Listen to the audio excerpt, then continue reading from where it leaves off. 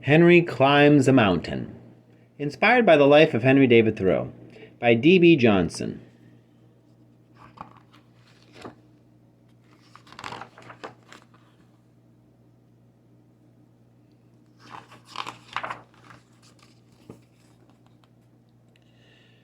Henry wanted to climb a mountain, but he had only one shoe.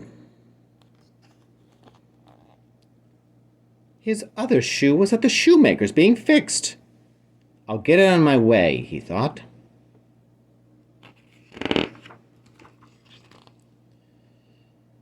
But on his way to the shoemaker's shop, Henry was stopped by Sam, the tax collector. "Henry," he said, "you haven't paid your taxes." "Pay a state that lets farmers own slaves?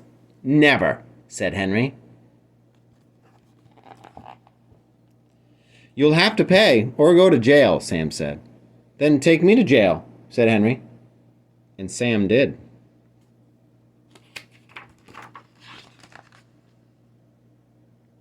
The door slammed shut. Henry laid down on the bed and looked up at the white walls and the white ceiling.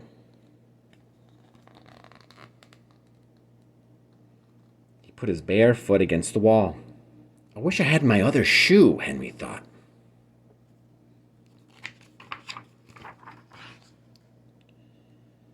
He took crayons from his pocket and drew a shoe on the white wall. Beside the shoe, he drew a flower with a hummingbird on it.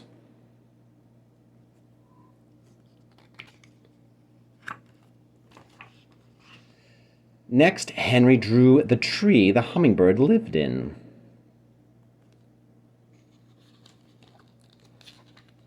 Under the tree, he drew a path that crossed a river and climbed a mountain. Henry got his shoes wet.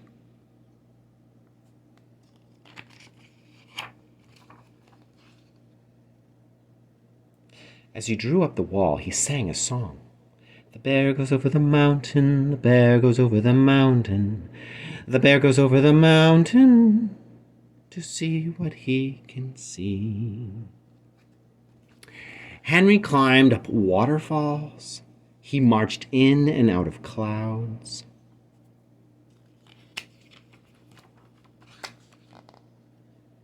When it started to rain, Henry pulled his hat down and put on his coat.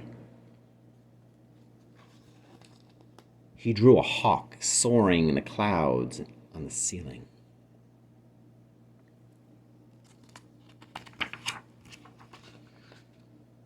At the top of the mountain, Henry met a traveler coming up the other side. He was singing this song. "The other side of the mountain, the other side of the mountain, the other side of the mountain will set me free at last."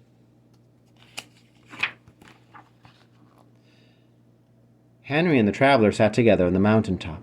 They talked and laughed and sang more songs. "You have no shoes," said Henry. "Are you walking far?" "As far as the star in the north," the traveler said. "That's a long way," said Henry. "Take my shoes."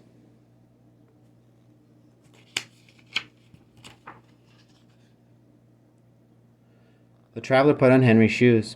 He stood and waved. "Thank you, friend," he called. Henry started back down the mountain. The path went down and up and down again, over sharp rocks that hurt his feet.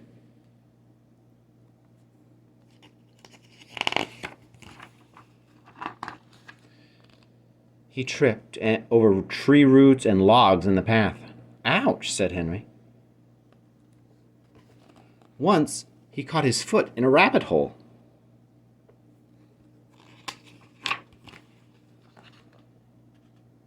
Henry rolled down the last hill and splashed across a river. He had not slept all night. The sun was coming up when he stumbled into the small room.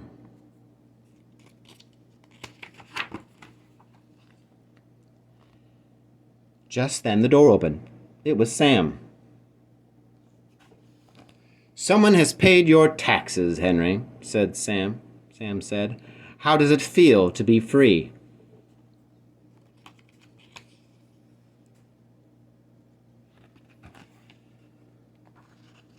Henry smiled.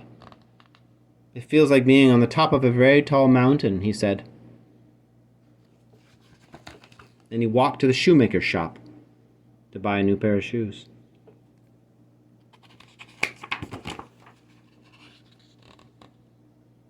One afternoon near the end of the first summer, when I went to the village to get a shoe from the cobbler's, I was seized and put into jail because I did not pay a tax to or recognize the authority of the state, which buys and sells men, women, and children like cattle at the door of its Senate house.